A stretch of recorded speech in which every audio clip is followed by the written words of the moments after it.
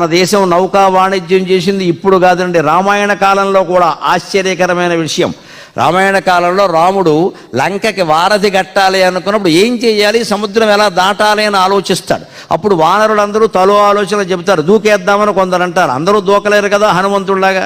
కొందరు అంటారు అలా కాదండి, ఏదైనా ఓడలో పడవలో తెద్దాం, అద్దెకి తీసుకుందాం, వ్యాపారస్తులు ఉంటారు కదా అద్దెకి తీసుకుందాం, ఆ ఓడల మీద పడవల మీద పెడదామంటే రాముడు అంటాడు, వ్యాపారస్తులు వాడుకుంటారు కదా అవి మనం తీసుకుని రావణాసురుడితో యుద్ధానికి పడితే యుద్ధం ఎప్పుడు ముగుస్తుందో తెలియదు, నెల పట్టచ్చు 2 నెలలు పట్టచ్చు, ఈలోగా వాళ్ళ వ్యాపారాలన్నీ ఆగిపోతాయి కదా, రాజైన వాడు ప్రజల ప్రయోజనాలకి భిన్నంగా ప్రవర్తించకూడదు కదా అని రాముడు దాన్ని ఆపేసి వారధి గట్టిస్తాడు.